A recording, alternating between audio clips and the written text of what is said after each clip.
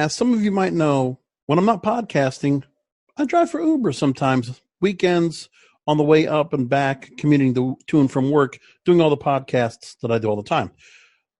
And I do for Uber and Lyft, so I can speak for both. Very interesting, all the things that are going on when it comes to protections and when it comes to the safety for the drivers and the passengers for Uber and Lyft. Most recently, I had to go and do a program series for Lyft that talks about abuse or sexual, any kind of things where you could possibly harm or offend the passengers you have in your vehicle, whether it might be from a sexual standpoint, an ethnicity, diversity standpoint, all of that. Now, it wasn't overly woke. I thought they actually did a pretty good job with it. So it was 20 minutes worth of video you had to do in order to go ahead and continue driving for Lyft. Uber has recently done some more work in terms of their safety features. And they actually just put out an overall report on the different types of things that people are saying are, that really are the detriments to Uber and Lyft as to why certain people feel like, well, they're always worried about getting to the cars because there are some drivers, I can say, that have been idiots and should not be allowed to go and drive because they are, nefarious. They might sexually assault. They might offend. They might do something stupid when they have somebody in the car, which makes it bad for drivers like me that do a good job and actually are just trying to be, speak when spoken to, be hospitable, and offer where people need to go, where they need to get to go as soon as possible, and just do what you're supposed to do. I'm not all into the whole thing where the stereotypical thing that they have with Uber drivers, make sure you give me 5 stars. I don't ever do that. I've never done that before.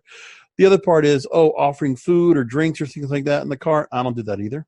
I know people do that, but that's also, I've never had that happen to me before, and I don't do it myself. I know that's a thing that's like offered, and there's an idea that some people do that.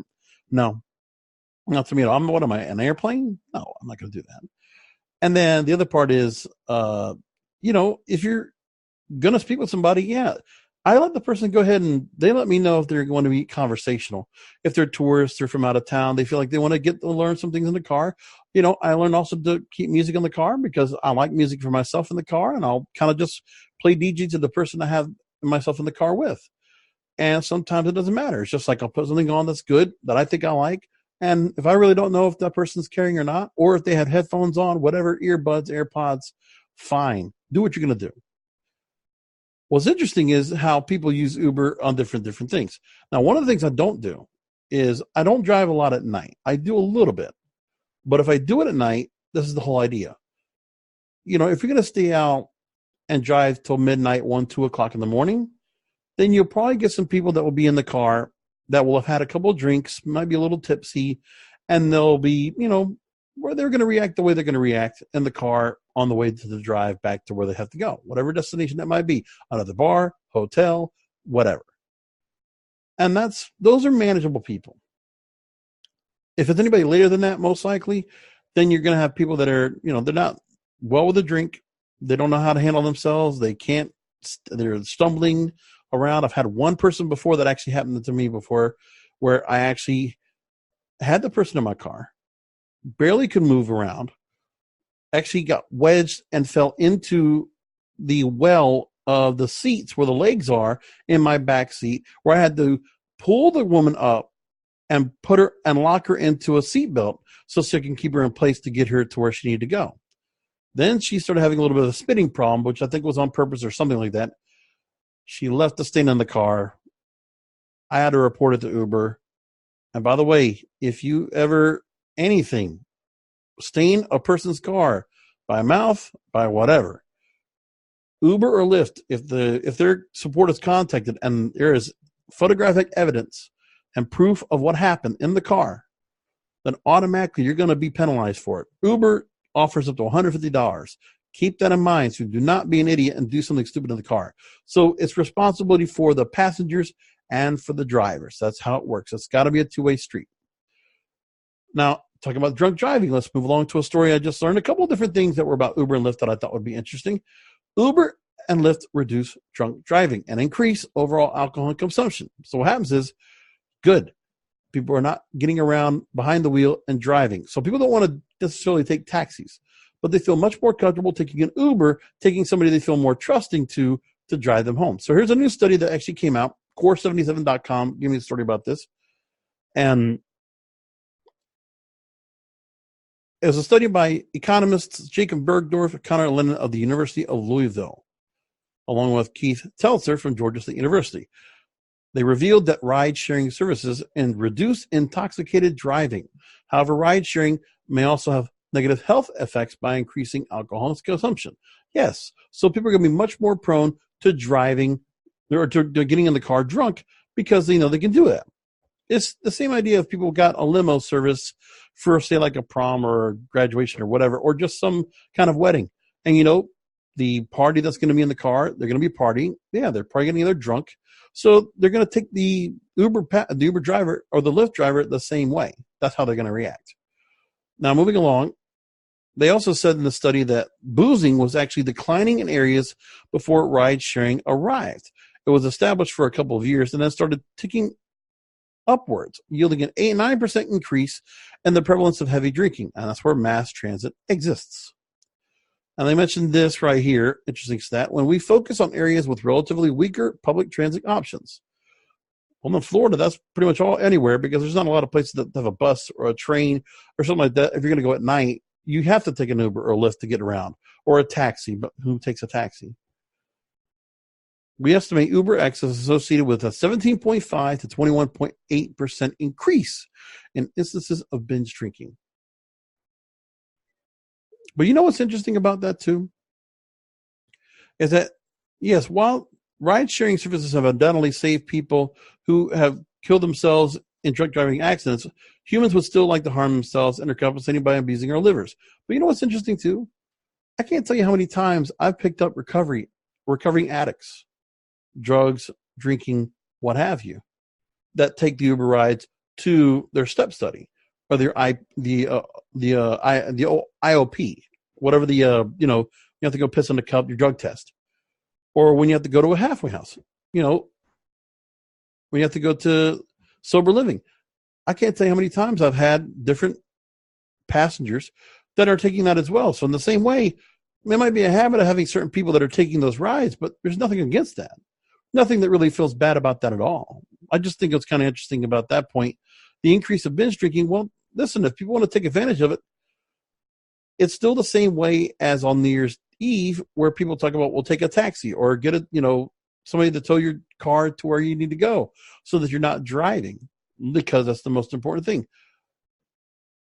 I mean, I'm not going to take away anybody that wants to, if anybody has a vice, that's their vice. That's their responsibility. Being responsible enough to know that you need not to be on the road and harming others is a better way to handle it, at least doing that part. Whatever you're going to do to harm yourself, have at it. You want to have more porn in your life. You want to have more sex in your life. You want to have more drinking and drugs in your life. You want to have vices. You want to have more food in your life. That's what you do. You want to harm yourself. That's your right. That's what you get to do. And certain people can tell you, hey, just don't put it on anybody else. Well, that's what Uber and Lyft are doing. And I think that's what's very important. And so that right there I thought was very interesting. So one of the things, now here's another thing that was interesting as well. The bars are the biggest winners in this story as well. UberX is associated with a 2.4% increase in employment and 2.3% increase in total earnings at drinking establishments. Yay! So you have the people that are driving the cars making money, the bartenders and the drink makers also making some money off of there, and it works out. I think it's a win-win situation. Again, it's people that want to harm themselves. It's on them to be more responsible and accountable for themselves, or finding somebody that's going to be accountable or responsible for them out of the good of everybody around them. Now, another story that talks about the responsibility of the passengers. Well, let's go to the responsibility of the drivers. So there's a story from LA Times talking about the Uber's report on sexual assaults and accidents. They offer questions, some answers, more questions. Of course, it's a clickbait article. Anyway, the first ever safety transparency report, an 84-page report, which is available online. It revealed from between 2017 and 2018, there were 107 deaths during traffic accidents. Nearly 6,000 reports of sexual assault, 19 fatal physical assaults. The company publishing this data in May 2018 in response to a series of sexual assault claims. Now, it took 21 months to compile an audit, and moving along, the company says preliminary information shows a decrease in sexual assault complaints in the first half of 2019, but it cautions that there may be ultimately an increase independent of the underlying frequency of occurrence because of new reporting initiatives. So the thing is, yes, earlier this year, Uber promoted new commitment to safety. You now have a button for the passenger on the app and the driver on the app for safety awareness. So if you need to go and find emergency help, you have it right there. It's almost like an on-store for you for your Uber or your Lyft. That's a good thing to have. Now, drivers also report assaults at roughly the same rate as riders across the 5 most serious categories of sexual assault. Remember, both of these companies, Uber and Lyft, they're very woke. They're very aware of diversity, inclusion, gender, intersectionality. They really give a shit about that. And they want to make sure that all the drivers are cognizant of it. And that's one thing to do a really good job of. But for me, I don't really worry about where anybody's coming from. Listen, you're a passenger, you're a customer, you're going to get treated with customer service. The kind of service that you want from me. I've done over 2,000 rides in over 2.5 years, 4.92 rating, can't complain, 4.93 or something like that for Lyft, but then I don't get as many rides for Lyft for whatever it is, and South Florida doesn't happen so much. So now the numbers also said this, which is very interesting, and this is unfortunate. But again, this is also having to worry about the people that you have driving your cars and having a better background check if that's the necessary case. So of close to 6,000 sexual assault claims in 2017, 2018 combined, there were 464 non-consensual penetration or rape, 587 reports of attempted rape, and in the 2-year period, there were 3,000 complaints of non-consensual touching of a sexual body part. Who are the idiots that are driving these cars that are doing that? I mean, you're taking this opportunity for the wrong reason. And, that's a big problem. Now, in the report, Uber contrasts figures with those of the New York transit system, so the subways and whatnot. Police received 1,125 complaints of sex offenses in the same period. Taxis seem like a more obvious point of comparison, but the company argues there's no comparable national report in the transportation industry. And that their chief legal officer, Tony West, argues that Uber can't be immune to society's most serious safety challenges, including sexual assault. At the current scale of 4 million daily trips in the U.S., New York City subway system records about 5.4 million weekday riders as of 2018. But now, most important thing, everybody looks at the stories that always pop up, the clickbait of news stories of showing the problems that have even with Uber riders. Like I can see it all the time. Uber driver got kidnapped. The other way I can see Uber passenger got assaulted. I see it all the time. You can just Google for it. You'll find millions of results. But Uber's platform ultimately reflects the world in which we operate, both the good and the bad. And they said that they've been the target of the most sexual assault lawsuits. And it wasn't until 2018 that Uber said it would expand its emergency button across the U.S. and globally. And they've been making their changes. They made a lot of things right now. They're now testing cameras. So if drivers know they're being recorded, they won't rape and assault. So Uber now will be able to go record and get consent by the drivers to record what's going on in the cars. I'm fine with that. I don't like the idea of having to go in like the invasion of privacy, but of course, if you're working in a car, I'm sure taxis and other transportation vehicles are doing the same thing. Subways probably have it as well. Well, then have at it. If they can do it, if the technology's there, I'd rather everybody feel safe. But the technology is only going to do so much. You just have to have a better vetting process. You have the right kind of people that are driving. And, the other thing, too, is that there's a bit of a thing where the kind of people they allow to drive cars. And one of the things they need to do is, sometimes languages are a little bit of a hassle. or, just a person's background check. If you just see their driving history, they might check a criminal record, but, you're never going to know what opportunities nefariously that people might have in their brain about what they think they might be able to do with having this opportunity, whatever it might be. It's stupid, but it's unfortunate. That's how things are, but not much you can do about that. Anyway, I'll leave it there. Again, when you see the stories right here, Uber and Lyft really, in this whole story, emphasizes the incidents are a small percentage of total rides. Here's the most important thing. 0.0003% of all rides had claims of sexual assault, fatal car crashes, or fatal physical assault. So, one of the most safest ways to get around, Uber, and Lyft to another scale as well.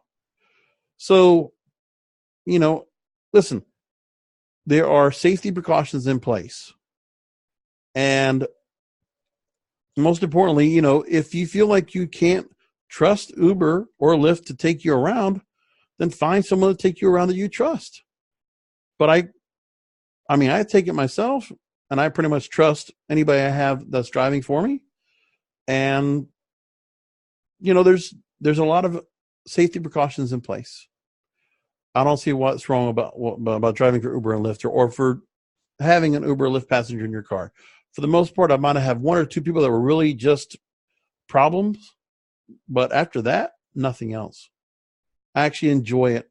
Even after 2.5 years, I enjoy doing Uber and Lyft. It's not a hampering. It's not something where, I want to do this. I got to go through this just to make some money. No, I enjoy it. I have a good time meeting people. It is nice to do a little small talk. And just, if it's something where you're just helping out somebody, helping the fellow man, yeah, they're paying for it. But you know what? For all the Uber and Lyft drivers out there, hey, you're going to do better. There is such a thing as getting tips. I get them. You can get those too. And don't worry so much about how much money you're making. It's on the tips. This is a tip-related business, okay? It is on customer service. So do the right thing, not by what you have in the car and all this, all the little doodads and trinkets you might give to somebody. No, it's who you are, the kind of person you are in the car. And you know what? Speak when spoken to. Get them where you need to go. Point A to point B. That's what that's their priority. That's your priority. You stick to that. Doesn't matter anything else. You'll get the tips. You'll get the accolades, and you'll do very well. And probably average about $15 an hour, which is what I get on a regular basis. Happy driving.